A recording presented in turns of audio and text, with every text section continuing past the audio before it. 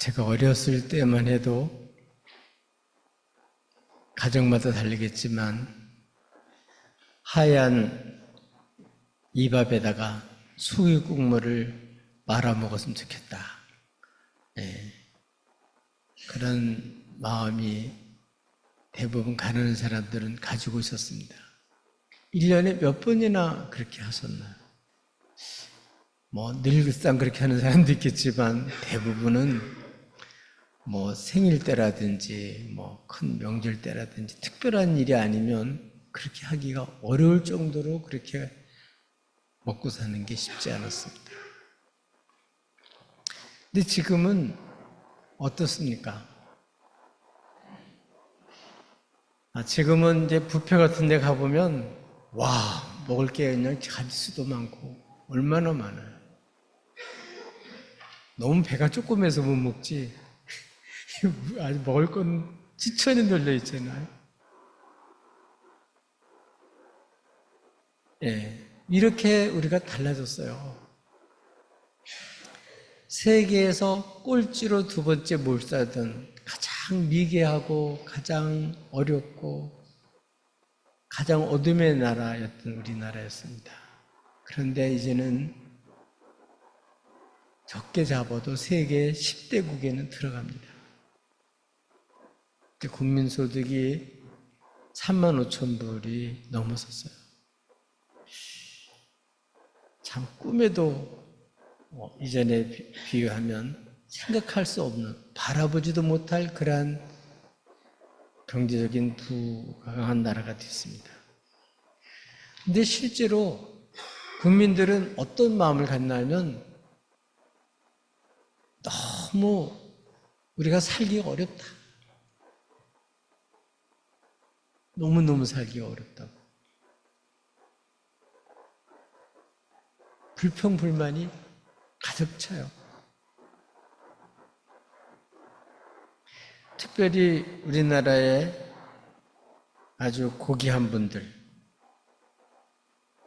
장관도 하고 국회의원도 하고 유명세가 있는 사람들, 이분들이 아주 국민들을 위해서 산다고, 아주 가난한 사람에서 산다고 그래서 진짜 그런 줄 알았는데 실제로 나중에 드러난 걸 보면 온갖 불법을 다 저지르고 온갖 혜택을 불법적으로 다 챙겨서, 그래서 오히려 많은 사람들이 그런 모습들을 보고 실망을 하고, 그러다 보니까 우리나라에 지금 공의롭지가 못하다, 정의롭지가 못하다, 이런 마음 때문에 불만이 가득 차 있어요. 잘 사는 사람, 잘 사는 사람들로 불만, 못 사는 사람, 못 사는 사람들로 불만, 아주 속에 불만이 가득 차 있어요. 조금만 건드리면 무슨 일이 터질지 모를 정도로 아주 분노 게이지가 아주 높아 있어요.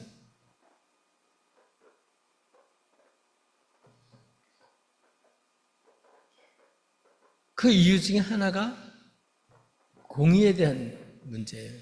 공정에 대한 문제예요. 그래서 우리나라 사람들이 되게 예민한 게 있는 게 뭐냐면, 공정한 대우를 내가 못 받았다 생각하면 분노가 치솟는 거예요. 근데 대개는 보면 자기보다 더 어렵고 그런 사람들을 보는 게 아니라, 왜 저 사람은 나보다 더 잘 사냐? 왜 나보다 더 많은 혜택을 누리고 더 많은 문화생활을 하고 더 좋은 조건을 갖고 왜 그러냐? 그래서 속에서 아주 불만이 가득 차요. 어느 정도냐? 세계에서 자살률이 제일 높아요. 참 안타까운 것은 특별히 노인들의 자살이 엄청 세계에서 제일 높아요. 젊었을 때는 먹을 게 없어서 고생을 했고, 이제는 자식 키우느라고 다 모든 걸 다 바쳤는데 지금 세대는 부모님이 알아서 하세요. 우리 살기도 바빠요. 그러다 보니까 이 부모님들이 살 길이 없어서 줄 거 다 주고 살 길이 없으니까 기본적인 생활이 안 되니까 우리 죽자 이렇게 자살하는 사람들이 많다는 거예요. 너무너무 안타깝잖아요.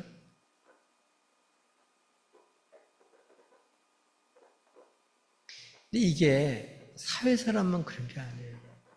교인들 마음속에서도 참 우리 어렸을 때만 해도 정말 어려운 가운데도 은혜 받고 감사하면서 살았는데 지금은 교인들도 이제 역시 사회에 물이 많이 들어서 잘 살다 보니까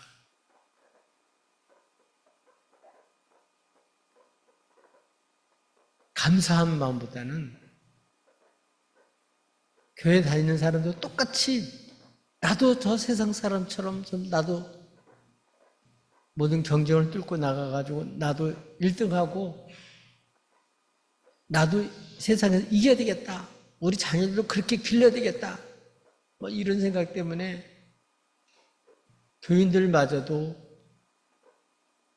감사한 마음, 받은 은혜 이걸 별로 생각을 못합니다.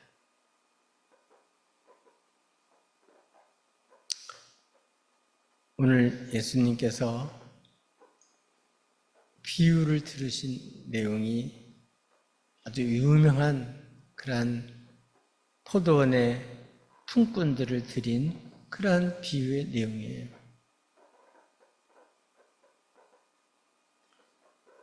이 내용은 우리들의 실상을 너무 잘 보여주는 그런 내용이에요.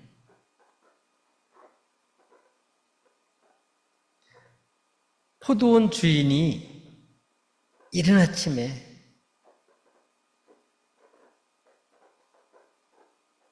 품꾼, 포도원에 일을 하려고 품꾼을 구하러 나갔어요. 여기 이른 아침은 로마 사람들은 시간을 자정부터 시작해요.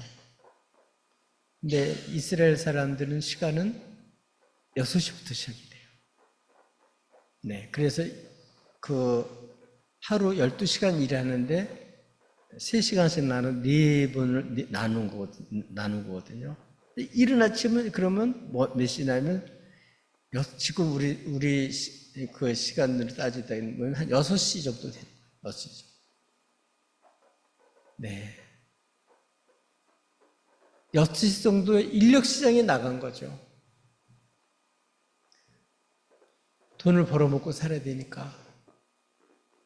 거기 있는 사람들은 나 좀 오늘 불러줬으면, 날 좀 써줬으면, 그런 마음으로 그냥 아침에 날 누가 불러가나 기다리고 있는 거예요. 근데 이 포도원 주인이 일거리가 많다 보니까 품꾼을 만나가지고 하루에 한 데나리오씩 주겠다. 정당한 보상이죠. 한 데나리오. 적게 주는 게 아니라 확실하게 한 데나리오씩 주겠다 하니까 오늘 하루는 일당은 완전히 챙기게 됐으니까 얼마나 좋아요. 그러니까 이제 계약을 하고 좋다고 말을 하고 그리고서는 이제 포도원에 들어간 거예요. 이렇게 해서 포도원에 일을 시키고 그 다음에도 또 이 주인은 인력시장에 또 가요. 근데 그때도 또 역시 또 사람이 있으니까 놀고 있으니까 그 사람에게 얘기를 해요. 상당한 금액을 주겠다. 시간이 3시간 지났으니까 이제 9시에 갔으니까 거기 그만큼 이제 원래는 빼야 되는 거죠. 그러니까 이제 상당 금액을 주겠다. 그러니까 좋다. 어차피 내가 늦게 가는 시간인데 그거 빼는 거 당연한 거니까 상당한 금액 주겠다 그러니까 좋다고. 그래서 이제 들어갔어요. 그 다음에는 12시에 또 간 거예요. 근데 그때도 사람이 있었어요. 일거리가 없어서 기다리고 있는 거죠. 그렇지 않으면 자기 집에 일 끝내고 와서 있든지, 어떻든 거기에 사람이 있으니까 포도원 주인은 또 포도원 일할 수 있도록 똑같이 얘기를 하고 들여보냈어요. 그 다음엔 또 나가는 거예요. 아주 부자 중에 엄청 부자인가 보죠. 아주 그렇게 마음을 먹고 노는 사람 아예 없애려고 그랬는지 오후 3시 또 갔어요. 근데 거기에 아직도 놀고 있는 사람이 또 있으니까 당신도 와서 일해라. 그러니까 너무 반갑죠. 그래서 또 포도원 들여보냈어요. 이제 그러면 끝날만 한데 6시면 일이 끝나는데 5시 또 나가는 거예요. 근데 역시 일거리 누가 불러주는 사람 없으니까 놀고 있으니까 어째서 놀고 있냐? 우리 품꾼을 쓰는 사람이 없어요. 그럼 와서 일하라고. 이 사람하고는 아예 얼마 주겠다는 얘기도 안 해요. 그때 가는 사람은 오늘 그냥 일 가서 그냥 공짜로 일해주더라도 다음이라도 써주면 감사하지 생각하고 뭐 기대도 못하고 그냥 일하려니까 그 소리만 해도 반가워가지고 그냥 일 시켜준 것만 해도 반가워. 정말 일할 거리가 없어가지고 놀고 있는 것만큼 정말 마음 답답한 일이 어디 있겠어요. 식구들은 다 식구들을 뭐 벌어먹여야 되는데 일을 해야 벌어먹을 거 아니에요. 근데 하루 종일 그냥 이제 1시간만 있으면 일과가 끝나는데 불러주니 얼마나 감사해요. 그래서 아주 기쁜 마음으로 신나게 들어간 거죠. 여기까지는 일반적으로 모든 사회에서 다 통용되는 그러한 관념이에요. 이 계약이나 뭐 내용들이 전부 다 합당한 얘기죠.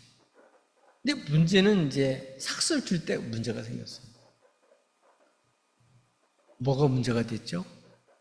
이 주인은 이상하게 이 예수님의 비유에서는 제일 늦게 온 사람, 1시간밖에 일하지 못한 사람, 그 사람부터 품값을 주라고 주인이 그 감독한테, 일하는 사람한테, 일꾼 맡은 사람한테 그렇게 명령을 내렸어요. 그러니까 이제 제일부터 온 사람부터 이제 다 이제 품값을 받아갖고 이제 가야 되니까 다 보고 있는 거죠.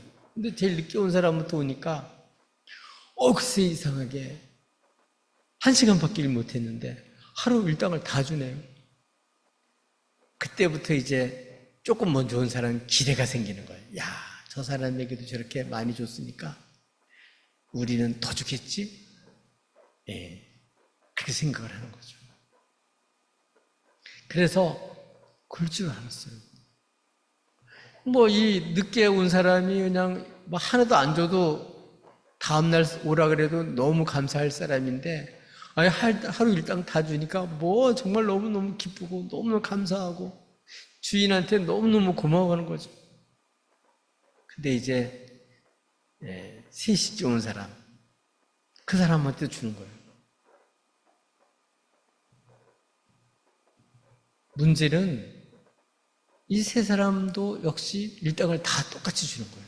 그러니까 마음에는 기쁘죠? 왜냐하면 일당 다 일을 못했는데 주니까. 그렇지만 한편으로는 저 사람보다 내가 그래도 일을 2시간 더 많이 했는데 왜 똑같이 주나? 근데 말을 못하죠, 그거는. 그러나 어떻든 주인한테 혜택을 입었으니까 일단 그냥 아무 소리 못하고 받았죠. 이래서 차례차례 가는데 제일 문제는 이제 아침부터 온 사람, 그 사람이 딱 지켜보는 거예요. 잘못 줬나? 잘못 준 게 아니에요. 자기한테도 똑같이 한 대를 주니까 화가 났어요. 화가 났어요. 부당하다! 억울하다! 그런 마음이 드는 거예요. 그래서 주인한테 따지고 드는 거예요. 우리가 이른 아침에 와서 온갖 더위를 견디면서 수고한 우리하고 저기에 한시간밖에 일하지 못한 사람하고 어떻게 똑같이 질 수가 있습니까?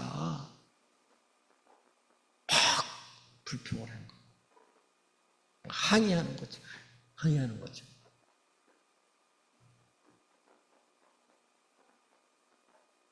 뭐 하다고요? 부당하다는 거죠.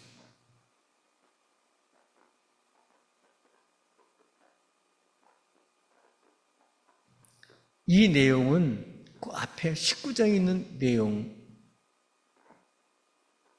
그거하고 연결되는 내용이에요.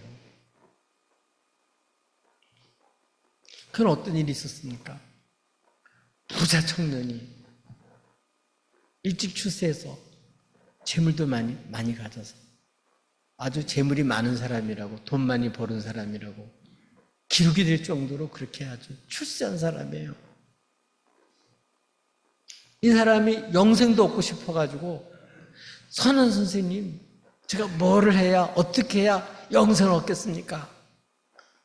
그러니까 돈도 많이 벌었겠다. 천국도 가고 싶은 마음이 든 거죠. 영생도 얻고 싶고. 그래서 내가 뭘 해야 그렇게 하겠냐.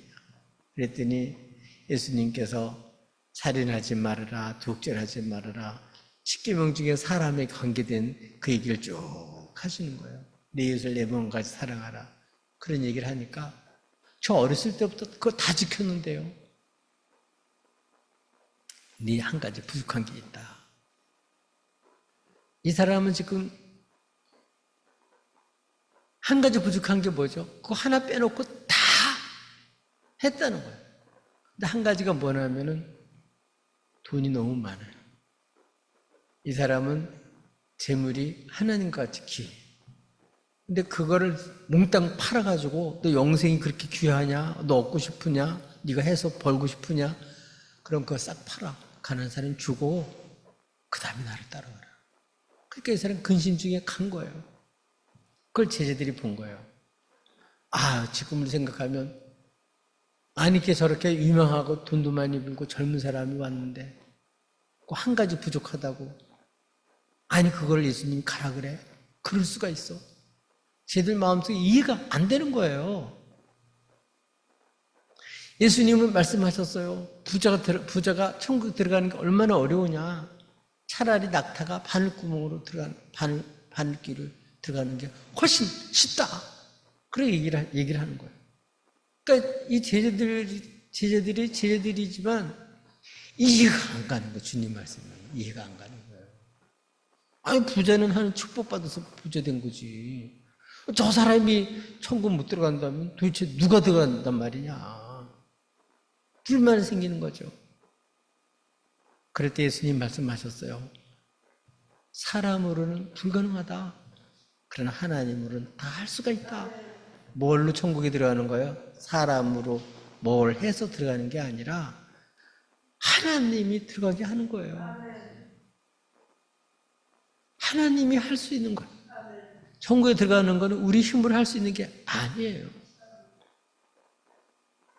그러니까 그때 제자들도 똑같이 얘기하는 거죠. 베드로가 딱 나서 주님, 우리는 쟤하고 달리 주님을 따르기 위해서 우리 다 버리고 주님 따랐지 않았습니까? 그러면 우리한테 무슨 이익이 있습니까? 우리 뭘 얻을 수 있겠습니까?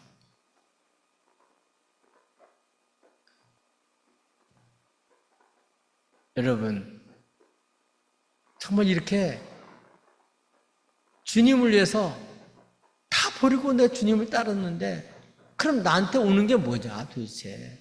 하나님 나한테 주시는 게 도대체 뭐냐. 이익이 뭐냐 나한테. 그렇게 물은 거죠. 그래서 주님께서 나를 위해서 전토를 또 분모를 쭉 얘기를 하면서 이게 버린 자는 땅에서 100배나 받고 영생을 얻는다는 얘기를 얻지 못할 자가 없다는 얘기를 하지만 그러나 먼저 된 자 중에서 나중 될 자가 많다. 그 말씀하셔요. 쟤들 마음속에도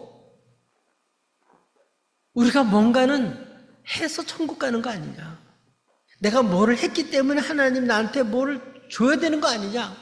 내가 주님에서 이렇게 살았으면 나한테 뭐 들어오는 게 있어야 될 거 아니냐? 뭐를 줄 거냐? 나한테 들어오는 이익이 뭐냐?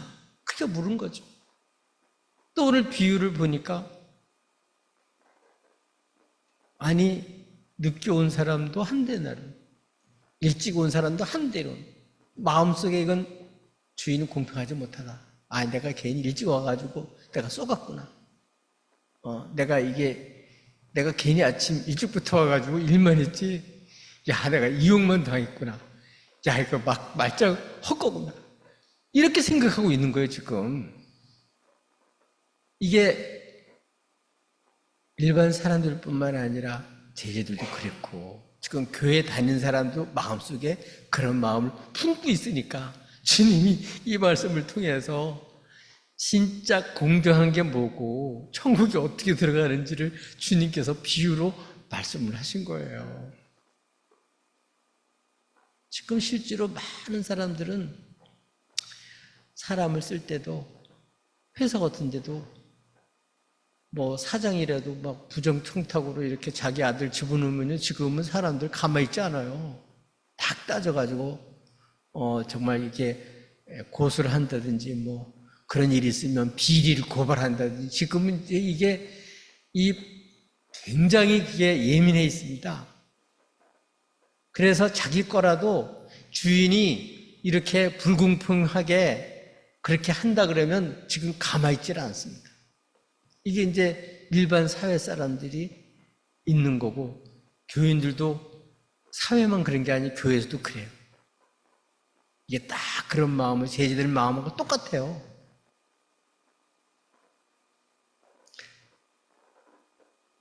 이런 마음을 갖고 있는 거죠.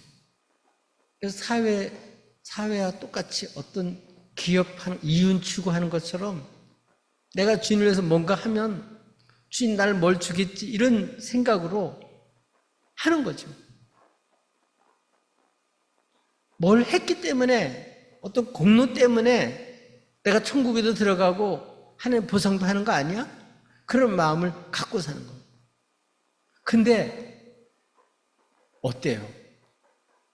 아니 늦게 그 예수님 십자가에 돌아가실 때 그 늦게 그 마지막 순간에 회개하고 예수 믿겠다 그런 사람을 천국에 들어가게 하니까 먼저 처음부터 아주 예수 믿었던 그런 사람들은 저 사람이 천국을 어떻게 가냐?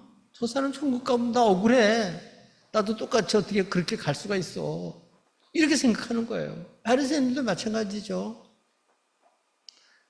나는 어렸을 때부터 다 지키고 마음대로 살지도 못하고 이렇게 내가 잘 할 때 살려고 애를 썼는데 저렇게 창기 저렇게 세금 도둑놈 저 사람들 왜 예수님 같이 밥을 먹어. 그래서 그냥 못 오게 했으면 좋겠는 거예요. 그래서 예수님이 탕자의 비유를 그래서 얘기한 거 아니에요. 둘째 아들이 나가서 다 탕진하고 들어왔는데 첫째 아들이 그거를 못마땅히 생각해가지고 이제 아버지하고 다투는 그런 내용이죠. 아버지의 마음을 모르고. 오늘 다시 한번 오늘 우리들에게도 말하는 거예요. 이런 마음을 갖고 있는 이런 제자들과 이런 우리들에게 주님 말씀하시는 게 뭐냐 하면은 내가 너희들한테 억울한 게 뭐가 있냐?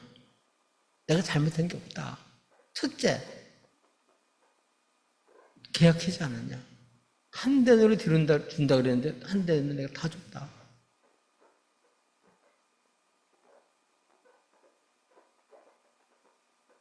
그리고 정의는 뭐냐? 일반적인 사람은 정의는 어때요? 자기보다 더 고생하고 더 힘쓴 사람들이 그러니까 비교를 하지 않고 나보다 일도 조금밖에 못하고 일을 덜한 사람이 더 많은 것에 대한 그런 비교 의식에서 이와 같이 억울하다고 생각하는 거거든요. 그게 공의롭다고 생각하는 거거든요. 그건 상대적인 정의지 그게 절대적인 정의가 아니잖아요. 그 절대적인 정의는 뭐냐? 주님이 말씀하시는 거예요. 주인의 뜻이다. 내 뜻이 뭐냐? 이렇게 놀고 있는 사람, 자격도 없는 사람, 할 일도 없는 사람, 아무런 자격도 없는 이런 사람을 어떻게 해요? 주 예수 피로 죄사함 받게 해서 함께 천국 가게 하는 거예요. 그리고 심판받아 지옥 가야 될 사람을 용서해 줄 뿐만 아니라 하나님의 아름다운 역사에 불러서 쓰시는 거예요. 그게 자체가 은혜죠. 그래서 바울은 예수 믿는 사람들을 박해하던 사람이 복음을 전하는 이방인의 사도로 쓰임받게 된 것을 기억하고 나이 나 된 것을 하나님의 은혜라고 감사했잖아요. 근데 뭘 더 이상 바라냐? 뭘 더 이상 바라냐? 우리는 하나님 나라하고 이상 나라하고 달라요. 마귀의 지배를 받아서 살아가는, 하나님 없이 살아가는 세상과 하나님의 나라가 달라요. 완전히 가치관도 다르고 질서도 다르고 완전히 나라가 달라요.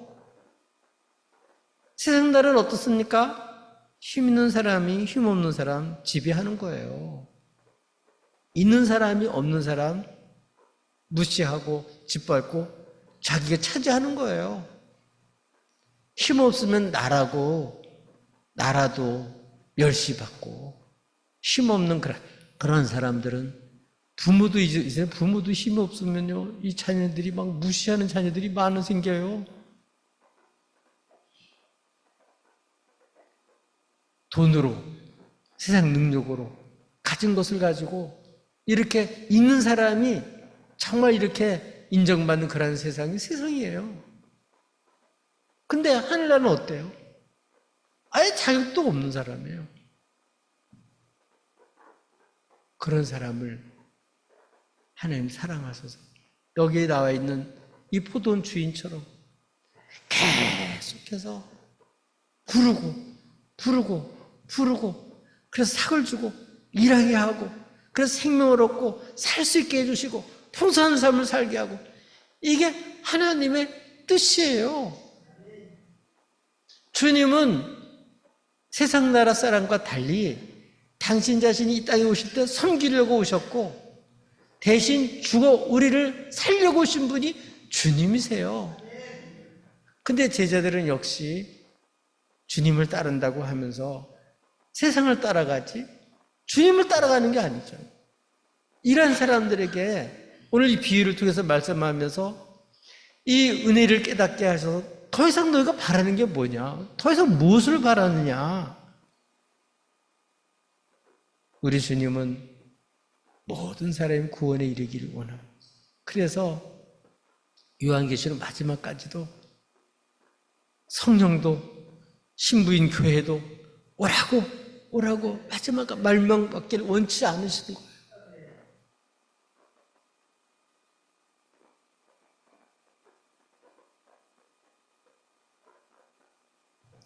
이렇게 해서 우리가 주님의 은혜로 우리가 구원을 받고 하나님 일에 참여하게 됐는데, 이런 하나님 나라의 백성으로서 정말 더 이상 내가 바랄 게 뭐냐, 이런 기쁨과 은혜를 알고 감사하면서 살아야 될, 그래서 주의 사역에 헌신하고 기쁨으로 이것이 얼마나 영광스러운지를 알고 살아야 될 우리들인데, 우리 제자들처럼 억울해. 자꾸 누구하고 비교하면 늦게 온 사람, 나보다 일 못하는 사람, 나보다 여러 가지 안 좋은 사람, 세상적인 배경이 없는 사람, 이런 사람들을 깔보고 없이 여기고 차별 대우하고 힘으로 자기 잘난 멋으로 살려고 하는 거. 하늘나라는 그런 나라가 아니잖아요. 오늘 이렇게 불평불만하는 이런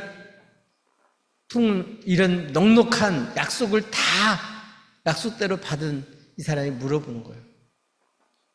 더 이상 뭘 바랄 게 있냐? 네 것이나 받아가지고 가라. 여러분, 우리 아무런 자격도 없는 우리를 주님이 독생자까지 아낌없이 주셔서 용서 안 받고 천국 들어갈 수 있게 만들어주셨어요. 여러분, 교회는, 하나님 나라는 기업이 아니에요. 여기는 가정과 같아요. 가정은 기업과 다른 게 뭐냐면 거기는 사랑이 있고 은혜가 있는 곳이에요. 거기는 갓난아기도 같이 행복하게 살 수 있는 거고, 청년도 돈 벌어서 열심히 살 수 있는 거고, 할아버지 할머니도 거기 사는 거예요. 여기는 사랑이 있기 때문에 거기에 생명, 우신의 생명을 맡긴 거죠. 여러분, 교회는, 하나님의 나라는 하나님 아버지의 가족이에요, 가족.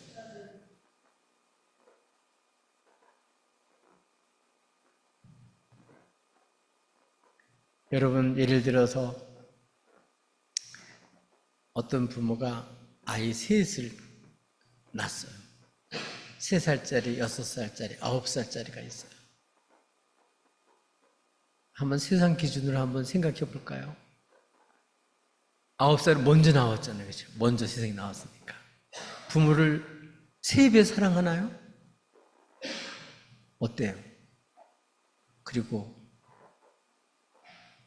아버지, 엄마가 첫째 아들을 3배 사랑하나요? 그렇지 않잖아요. 그걸로 따지는 게 아니에요. 그냥 식구니까 사랑하고, 식구니까 받아주고, 잘해도 식구, 못해도 식구예요. 가족이란 말이에요. 여러분, 이 교회는 주님의 피로 구속받은 사람들이 모이는, 하나님의 권속들이 모이는 곳이에요. 교회예요, 교회. 하나님의 나라의 모형이에요. 우리 여기서 첫째, 우리 먼저 이른 아침에 온 사람처럼 불만을 가득 가지고 하나님께마저 불평하며 사는 이런 사람들이 되지 말고, 우리 아무것도 난 자기가 없는데 이런 나를 불러서 천국 백성 삼으시고 하나님이 쓴 이 자체만 가지고도 내가 더 이상 바랄 게 뭐 있냐. 아멘? 이런 마음을 가지고 정말 하나님 은혜에 감격하면서 여러분 천국 백성으로 살아가시기를 예수님의 이름으로 축복합니다.